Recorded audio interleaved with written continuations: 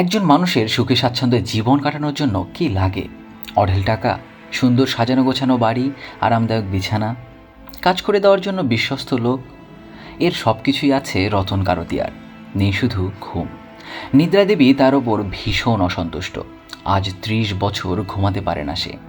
দেখিয়েছিল শত শত ডাক্তার, গিয়েছেন বিদেশেও, কিন্তু কাজ হয়নি। শেষ পর্যন্ত তাই খুঁজেছেন একজন গল্প বলিয়েকে, যার গল্পের দুনিয়ায় হারিয়ে যেতে যেতে ঘুমিয়ে পড়বেন তিনি। মিলবে কিছু শান্তি। কি দারুণ একটা চাকরির অফার না? কিন্তু শুধু গল্প শোনাই কি তার উদ্দেশ্য, নাকি আছে অন্য কোনো ফন্দি? আর যিনি গল্পকার, তার গল্পটাই বা কি? এসব প্রশ্নের উত্তর পেতে দেখতে হবে দ্য স্টোরি টেলার মুভিটা। সত্যজিৎ রায়ের নাম শোনেননি এমন বাঙালি হয়তো খুঁজে পাওয়া যাবে না। তারই অমর সৃষ্টি তারিণী খুড়ো, আর তাকে ঘিরেই গড়ে উঠেছে আমাদের আজকের গল্পটা। আর তার জন্য দেরি না করে চলুন হারিয়ে যাওয়া যাক তারিণী খুড়োর দুনিয়ায়। তারিণী বন্দ্যোপাধ্যায় আজ অমৃত পাবলিশার্স থেকে রিটায়ার করেছেন। বয়সও তো আর কম হলো না, গুনে গুনে 60 বছরে পা দিয়েছেন তিনি। এই পথচালায় পাল্টেছেন 76 খানা চাকরি। কোনো চাকরিতেই থিত হতে পারেননি তিনি। এই শেষ চাকরিটাও কোনো মতে টিকেছিলেন 13 মাস। এই মাসেই হয়েছেন সবার প্রিয়। হবেনি বা না কেন? গল্প বলায় যে তার ঝুড়ি মেলা ভার। মুহূর্তেই বুনে ফেলেন গল্পের ইন্দ্রজাল, আর তার মায়ায় হারিয়ে যায় সমস্ত শ্রোতারা। যেন অন্য এক জগতে চলে যায় তারা। তবে একটাই সমস্যা, কখনো গল্পগুলো লিখতে পারেননি তিনি। কোথায় যেন একটা ভয় কাজ করে তার। যদি কেউ পছন্দ না করে, যদি হাসাহাসি করে। তাই তো স্ত্রীর দেয়া জন্মদিনের উপহার সেই কলমটি আজও ব্যবহার করেননি তিনি। তারিণী সেবার 30-এ পা দিয়েছিল। স্ত্রী অনুরোধ করে তার জন্য কিনে এনেছিল একখানা ফাউন্টেন পেন। ইচ্ছা ছিল স্বামী তার গল্পগুলো লিখবে, কিন্তু তার সেই ইচ্ছা আর পূরণ হয়নি। এখন অবশ্য তারিণী একাই থাকেন। স্ত্রী গত হয়েছে আজ অনেক কাল। এক ছেলে, সেও আছে আমেরিকায়। প্রায়ই বাবাকে ফোন করে নিজের কাছে আসতে বলে। কিন্তু তারিণী তো মেছো বাঙালি। প্রতিদিন বাজারে গিয়ে কানকো উল্টে আর পেট না টিপে মাছ না কিনলে তার দিনটা শুরুই হয় না। তার চেয়েও বড় কথা, তিনি হলেন ক্যাপিটালিজমের একনিষ্ঠ শত্রু। কাজে আমেরিকা যাওয়াটা তার আর হয়েই ওঠে না। পাশের বাসায় থাকে তারিণীর বন্ধু বঙ্কিম আর তার স্ত্রী। কাজের মাসি এসে ঘরদোর পরিষ্কার করে দিয়ে যায় রোজ। সেদিক দিয়ে বেশ নির্ঝঞ্ঝাট জীবন তার। এরই মধ্যে এক সকালে দারুণ এক বিজ্ঞাপন চোখে পড়ে তার। গল্পকথক চাই তাদের। নিজের মস্তিষ্ক প্রসূত অরিজিনাল গল্প শোনাতে হবে, বিনিময়ে মিলবে ভালো স্যালারি, থাকা খাওয়ার ব্যবস্থাও রয়েছে। তবে সেজন্য ছাড়তে হবে কলকাতা, যেতে হবে আহমেদাবাদ। তবে বিজ্ঞাপন দেখে তারিণীর বেশ পছন্দ হয়ে যায়। তল্পিতল্পা গুটিয়ে তাই তিনি চলে যান আহমেদাবাদ। সেখানেই পরিচিত হন মানিক চাঁদ আর রতন গারদিয়ার সাথে।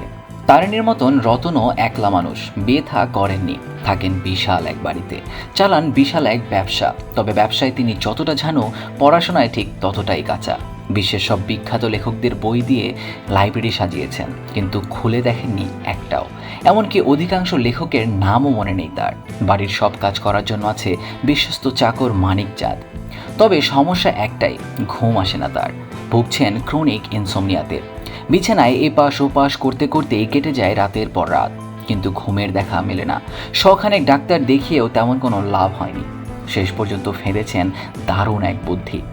গল্প বলিয়ে ভাড়া করবেন তিনি। তারপর গল্পকথকের কল্পনার রাজ্যে হারিয়ে যেতে যেতে তলিয়ে যাবেন ঘুমের অথৈ সাগরে। আর সেজন্যই পত্রিকায় দিয়েছেন বিজ্ঞাপন। যে বিজ্ঞাপন দেখে বেশ কয়েকজন ইন্টারভিউও দিয়েছে, তবে মনে ধরেনি কাউকেই। সবটা শুনে তারিণী বেশ অবাক হন। তবে সব কিছুর নাটের গুরু হিসেবে ক্যাপিটালিজমকে দায়ী করতে ভোলেন না তিনি। কথাটা শুনে কিছুটা অসন্তুষ্ট হলেও কিছুই বলেন না রতন। কেন যেন তারিণীকে মনে ধরেছে তার। রাতের বেলা তারিণী রতনকে গল্প শোনান। তবে গল্প শোনাতে গিয়ে কথক নিজেই কুম্ভকর্ণের মতো ঘুমাতে থাকেন, আর শ্রোতা আরও একখানা ঘুমহীন রাত কাটিয়ে দেয়। তবে সফলতা দেখা না মিললেও তারিণীকে ছাড়তে নারাজ তিনি। এদিকে গুজরাটিদের এই বাড়িটাতে এক বিড়াল ছাড়া আর সবাই নিরামিষাশী। গরুর মতো ঘাস লতাপাতা খেয়ে মোটেই ভালো লাগছিল না তারিণীর। তাই তো তিনি বেরিয়ে পড়লেন শহর ঘুরতে। পৌঁছে গেলেন লাইব্রেরিতে। সেখানেই পরিচয় হলো লাইব্রেরিয়ানের সাথে। দুজনের বেশ পড়ুয়া, তাই প্রথম আলাপটাই জমে ক্ষীর হয়ে গেল। তারপর আর কি, বাঙালি বাবু কি আর বেশি দিন মাছ ছাড়া চলতে পারে? সোজা গিয়ে পৌঁছলেন মাছের বাজারে, আর মানিকচাঁদকে দিয়ে এক প্রকার জোর করে রাঁধালেন মাছ। অবশ্য রতন সবটা জানলেও তেমন একটা উচ্চবাচ্য করলেন না, মেনেই নিলেন সবটা। একের পর এক গল্প শুনিয়েও তেমন একটা কাজ হচ্ছিল না। গল্প শুনে রতন গারদিয়ার ঝিমুনিটা পর্যন্ত আসতো না। তবে তারিণীর গল্প বলার গুণটা বেশ কদর করতেন তিনি, হতে চাইতেন তারই মতো। একদিন বেশ একখানা কবিতাও শুনিয়ে দিলেন তিনি, আর তাতেই তারিণী বুঝলেন রতনের জীবনেও আছে এক না পাওয়ার গল্প। একটু চাপাচাপি করতেই সেই গল্পটাই শুনলেন তিনি। আসলে রতনের জীবনেও এসেছিল ভালোবাসা, তার নাম সরস্বতী। নামটাকে সার্থক করতেই যেন জন্মেছিলেন তিনি। দেবী সরস্বতীর মতোই শুধু প্রজ্ঞায় আকৃষ্ট করত তাকে, কিন্তু রতন তো দেবী লক্ষ্মীর পূজারী, শুধু অর্থ ছাড়া কিছুই দেখেন না তিনি। শেষ পর্যন্ত তাই তাদের মিলনটা হয়নি। রতন ছুটেছেন অর্থের পিছনে, আর সরস্বতী ছুটেছেন চাকরির পিছনে। বিয়ে করেছেন এক IAS অফিসারকে। তবে রতনের আর বিয়ের পিঁড়িতে বসা হয়নি। ছুটতে ছুটতে পৌঁছেছেন জীবন সায়ান্নে। দেখতে দেখতে দুর্গাপূজা চলে আসে। তারিণী তাই এবার ছুটি নিয়ে আসতে চান কলকাতায়। যাওয়ার আগে বই ফেরত দিতে পৌঁছে যান লাইব্রেরিতে। তখনই এক পাঠক একখানা সাময়িকীর জন্য রীতিমতো হট্টগোল বাঁধিয়ে দেন। দেখে মনে হচ্ছিল গল্পের পরের পর্বটা এখনই না পড়লে যেন তার বিশাল ক্ষতি হয়ে যাবে। ব্যাপারটা বেশ কৌতূহলী হয়ে ওঠেন তারিণী। লাইব্রেরিয়ানকে জিজ্ঞেস করতেই জানান গোর্কি নামের এক নতুন লেখক বেশ সাড়া ফেলেছেন চারদিকে। এটা অবশ্য তার ছদ্মনাম। আসলে তিনি সুতার ব্যবসা করেন আর অবসর সময় লিখেন গল্প। বলতে বলতে এই গল্পগুলো দেখাতেও শুরু করলেন তিনি। গল্পের নামের পাশেই গল্পকারের একখানা ছবি ছাপানো হয়েছিল। সেটা দেখে বেশ অবাকই হন তারিণী, কারণ ছবির সেই মানুষটা ছিলেন রতন গারোদিয়া। গল্প পড়ার পর বুঝতে পারেন তার গল্পগুলোই নিজের নামে ছাপিয়ে দিয়েছেন রতন। তারিণী বন্দ্যোপাধ্যায় ফিরে আসেন কলকাতায়। দুর্গাপূজার ছুটিতে সব বন্ধুরা একসাথে হলে সব ঘটনাই বলেন তাদের। বন্ধুর সাথে হওয়া অন্যায় দেখে সবাই তো রেগে মেগে খুন, পারলে এখনই জেলে দেয় গারোদিয়াকে। কিন্তু তারিণী তেমন কিছুই বলেন না, এতে বরং খুশি হয়েছেন। রতনের মাধ্যমে হলেও তার গল্পগুলো তো ছাপাখানায় পৌঁছেছে। তার যে বড় কথা, পাঠকরা সেগুলো পছন্দও করছে। অধীর আগ্রহে পরের পর্বের জন্য অপেক্ষাও করে। তারিণীর নাম না থাকলে কি হবে, তার সৃষ্টি তো অমর হচ্ছে।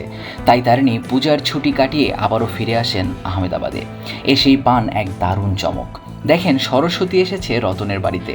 আসলে কয়েক মাস আগেই সরস্বতীর স্বামী মারা গিয়েছে, কোনো সন্তানও নেই তাদের। তাই এক প্রকার নিঃসঙ্গই বলা যায় তাকে। এরই মধ্যে রতন গারোদিয়ার লেখা গল্পগুলো পড়েছেন তিনি। তাতেই মুগ্ধ হয়ে বন্ধুর সাথে দেখা করতে এসেছেন তিনি, ঠিক যেমনটা রতন চেয়েছিলেন। তিনি দেখাতে চেয়েছিলেন জ্ঞান গরিমায় কারো চেয়ে কম নন তিনি। চাইলে রচনা করতে পারেন সাহিত্য, ফাঁদতে পারেন গল্প, আর সরস্বতীও তার কথায় বিশ্বাস করে। এদিকে কলকাতা থেকে ফিরে তারিণী এবার রতনকে ঘুম পাড়ানোর জন্য নতুন নতুন পদ্ধতি ব্যবহার করতে শুরু করেন। গল্পের পাশাপাশি সমানতালে চালাতে থাকেন গান, কিন্তু কিছুতেই কিছু হয় না। ঘুম আসে না রতনের। তারিণীও একসময় অধৈর্য হয়ে ওঠেন।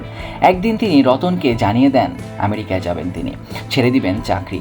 জীবনের শেষ বছরগুলো নাতি নাতনিদের সাথেই কাটাবেন তিনি।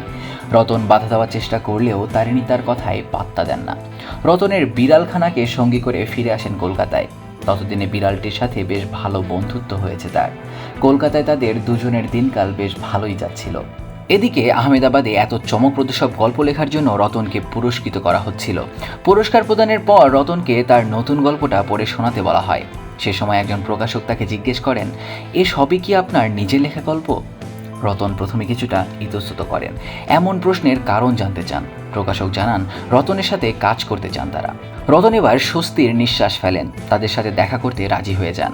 এবার সেই প্রকাশক দলবল নিয়ে হাজির হন রতনের বিশাল বাড়িতে, আর তাকে জানান তাদের কাছে দারুণ একটা অফার আছে। তারা আসলে রবীন্দ্রনাথ ঠাকুর ফাউন্ডেশন থেকে এসেছেন।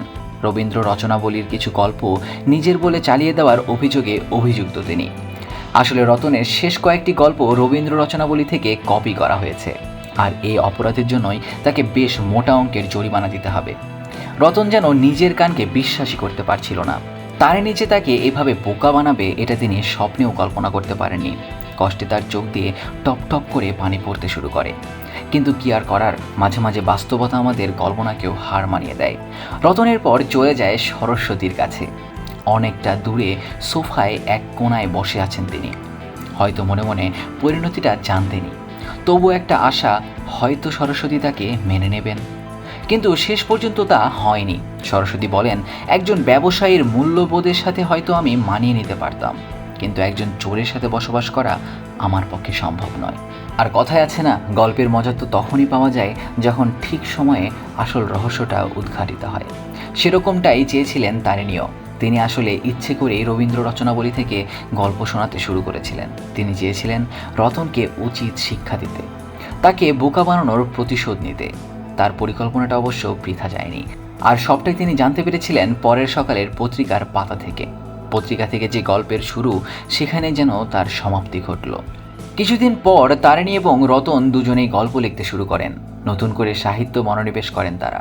তারিণী লিখতে বসেছিলেন রতন গারদিয়াকে নিয়ে, আর রতন বসেছিলেন তারিণীকে নিয়ে লিখতে। আর এখানেই শেষ হয়ে যায় মুভিটি। শেষ হয়েও বার্তা দিয়ে যায় এক নতুন শুরুর। আর আমাদের সামনে রেখে যায় একটি প্রশ্ন: কে আসলে গল্পকার? যিনি গল্প শোনান তিনি, নাকি যিনি সেই গল্প লিখে প্রকাশ করেন তিনি? আপনাদের কি মনে হয়? জানিয়ে দিন আমাদের ভিডিওর কমেন্ট সেকশনে।